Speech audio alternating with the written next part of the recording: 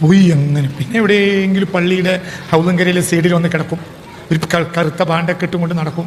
കിതാബുകൾ എഴുതും, ഖുർആനിരുന്ന് പഠിക്കും. ഇങ്ങനെ നടക്കും. പള്ളിയിലെ മുഖ്യമാർ ബാണ്ടക്കെട്ട് ഹൗലിൻ്റെ കരിയേക്ക് ഇങ്ങനെ തട്ടിയിടും. ഏതാ ഈ തന്ത? ഇതാരാ? ഈ ആളാരാ? പറയും ഇമാം ഗസാലി ഇന്നാലിൻ്റെ നാട്ടിലുണ്ടെന്നല്ല രാജാക്കന്മാർ പടകെട്ടി പാഞ്ഞൊന്നു കൊണ്ടുപോകും. ആ ആളെയാണ് ആര് വലിച്ചിട്ട് പുറത്താക്കണത്? മനസ്സിലായില്ല. പള്ളിൻ്റെ ഉള്ളിൽ കിടക്കാൻ മുക്രിമാർ സമ്മതിക്കൂല. അത് അന്നും സമ്മതിക്കൂല, ഇന്നും സമ്മതിക്കൂല. മുക്രിമാർക്ക് അങ്ങനത്തെ ഒരു കറാമത്തുണ്ട്. എത്തപ്പോൾ കിതാബ് എഴുതും. കിതാബ് എഴുതിയ കിതാബിൻ്റെ രേഖകളടക്കം ചിലർ തട്ടിക്കളി. ഈ തന്ത എന്താ ഇവിടെ വന്ന് ഇങ്ങനെ എഴുതി കുത്തുന്നു? ഇയാൾക്ക് എന്തിൻ്റെ കേട്? ആ കിതാബുകളാണ് ഇന്ന് ലോക പ്രശസ്തമായ കിതാബുകൾ. സുബ്ഹാനല്ലാഹ്.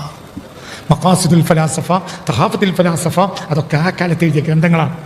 അതിന് മറുപടി പറയാൻ ഇന്ന് വരെ ഒരാൺകുട്ടി ലോകത്തിൽ ജനിച്ചിട്ടില്ല. 11ാമത്തെ കൊല്ലം ഒരിക്കൽ ബൈത്തുൽ മുഖദ്ദസിലെ പാറയുടെ ചുവട്ടിൽ ഇരിക്കുമ്പോൾ അല്ലാഹു തആല വാതിൽ തുറന്നു കൊടുത്തു. വാതിൽ തുറന്നു. ഏത് വാതിൽ?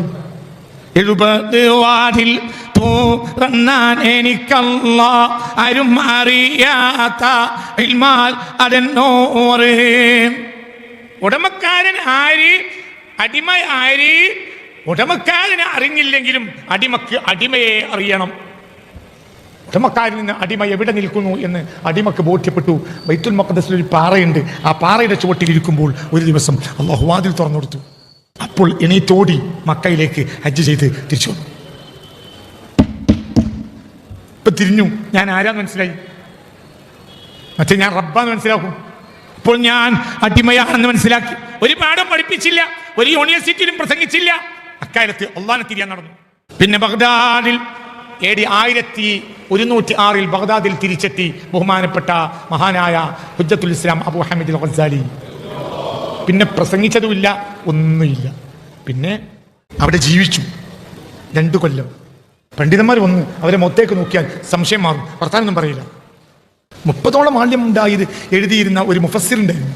ആ മുഫസ്സിറിൽ ഖുർആൻ വ്യാഖ്യാനം എഴുതിയപ്പോൾ ചില ഡൗട്ട്സുകൾ ഉണ്ടായിരുന്നു.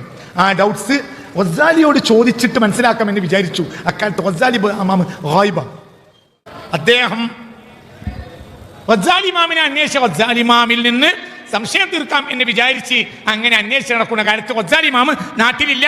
ഗസാലി ഇമാം ഗായിബ എവിടെ പോയത് ആർക്കും അറിയില്ല. ഒരിക്കൽ ഡമാസ്കസിൽ നിൽക്കുമ്പോൾ അദ്ദേഹത്തിന് വിവരം കിട്ടി ഗസാലി ബഗ്ദാദിലേക്ക് തിരിച്ചു വന്നു. അപ്പോൾ കാഫില കിട്ടി ബഗ്ദാദിലേക്ക്. അങ്ങനെ ബഗ്ദാദിൽ ചെന്നു. പള്ളിയുടെ ഹൗദിൽ പോയി ഉളു കൊടുത്തു. പള്ളിയിൽ കയറി.